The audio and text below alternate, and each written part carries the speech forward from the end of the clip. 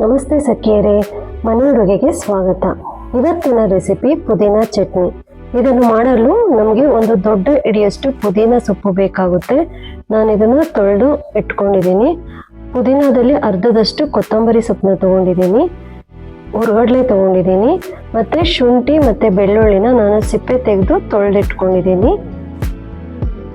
ಹಸಿರು ಮೆಣಸಿನ್ಕಾಯಿನ ತೊಗೊಂಡಿದ್ದೀನಿ ಮತ್ತು ರುಚಿಗೆ ಬೇಕಾಗುವಷ್ಟು ಉಪ್ಪನ್ನು ತೆಗೆದುಕೊಂಡಿದ್ದೀನಿ. ಈಗ ಮಾಡೋದು ಹೇಗೆ ಅಂತ ನೋಡೋಣ ಬನ್ನಿ.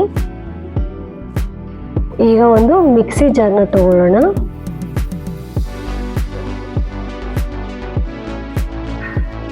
ಮಿಕ್ಸಿ ಜಾರ್ಗೆ ಪುದೀನ ಸೊಪ್ಪು ಮತ್ತು ಕೊತ್ತಂಬರಿ ಸೊಪ್ಪನ್ನ ಹಾಕ್ಕೊಳ್ಳೋಣ. ನಾನಿಲ್ಲಿ ಜಾಸ್ತಿ ಕ್ವಾಂಟಿಟಿನಲ್ಲಿ ಮಾಡ್ತಾ ಇದ್ದೀನಿ. ನೀವು ನಿಮ್ಗೆ ಎಷ್ಟು ಬೇಕೋ ಅಷ್ಟನ್ನ ಸೊಪ್ಪನ್ನ ತೊಗೊಂಡು ಇದೇ ಪ್ರಪೋರ್ಷನ್ಸ್ನ ಯೂಸ್ ಮಾಡಿಕೊಂಡು ಮಾಡ್ಕೋಬೋದು.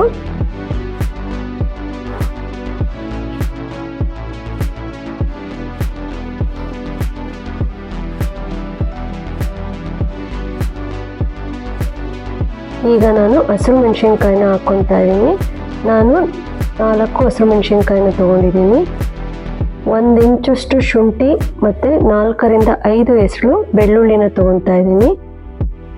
ಇದು ತುಂಬ ಜಾಸ್ತಿ ಆದರೆ ಇದೇ ಫ್ಲೇವರು ಜಾಸ್ತಿ ಆಗಿಬಿಡುತ್ತೆ, ಅದಕ್ಕೆ ಇದು ಮೈಲ್ಡ್ ಆಗಿದ್ರೇ ಚೆನ್ನ. ಈಗ ಒಂದು 3 ಚಮಚ ಹುರ್ಗಡ್ಲೆನ ತೊಗೊತಾ ಇದ್ದೀನಿ.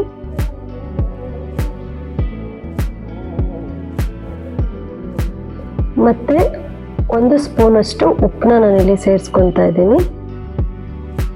ರುಚಿಗೆ ಎಷ್ಟು ಬೇಕಾಗುತ್ತೋ ಅಷ್ಟು ನೋಡಿ ಹಾಕ್ಕೋಬೋದು. ಈಗ ಇದಕ್ಕೆ ಸ್ವಲ್ಪ ನೀರನ್ನ ಹಾಕಿ ಮಿಕ್ಸಿ ಮಾಡ್ಕೊಳ್ಳೋಣ. ನೀವು ಕೂಡ ಇದನ್ನು ಟ್ರೈ ಮಾಡಿ ಹೇಗೆ ಬಂತು ಅಂತ ಕಮೆಂಟ್ ಬಾಕ್ಸಲ್ಲಿ ತಿಳಿಸಿ. ಖಂಡಿತ ನನ್ನ ಚಾನಲ್ನ ಸಬ್ಸ್ಕ್ರೈಬ್ ಮಾಡೋದನ್ನು ಮರಿಬೇಡಿ ಗೆಳತಿಯರೇ. ನೋಡಿ, ಈ ಕನ್ಸಿಸ್ಟೆನ್ಸಿಯಲ್ಲಿ ಆಗಬೇಕು. ಇದು ಪ್ರತಿಯೊಂದು ಸ್ನ್ಯಾಕ್ಸ್ ರೆಸಿಪಿಗೂ ಕೂಡ ತುಂಬಾ ಟೇಸ್ಟ್ ಕೊಡುತ್ತೆ. ಅದಕ್ಕೆ ನಾನು ಜಾಸ್ತಿ ಕ್ವಾಂಟಿಟಿಲಿ ಮಾಡಿ ಫ್ರಿಜ್ಜಲ್ಲಿ ಇಟ್ಕೊತಾ ಇದ್ದೀನಿ. ನೀವು ಕೂಡ ಸ್ಟೋರ್ ಮಾಡಿ ಇಟ್ಕೋಬೋದು. ಒಂದು ಏರ್ ಟೈಟ್ ಬಾಕ್ಸ್ಗೆ ಹಾಕಿ ಫ್ರಿಜ್ಜಲ್ಲಿ ಇಟ್ಕೊಂಡ್ರೆ 1 ವಾರದವರೆಗೂ ನಾವು ಇದನ್ನು ಯೂಸ್ ಮಾಡ್ಕೋಬೋದು. ನನ್ನ ವಿಡಿಯೋನ ಲೈಕ್ ಮತ್ತು ಶೇರ್ ಮಾಡಿ. ಇನ್ಸ್ಟಾಗ್ರಾಮಲ್ಲಿ ನನ್ನ ಪೇಜ್ನ ಫಾಲೋ ಮಾಡಿ. Thank you.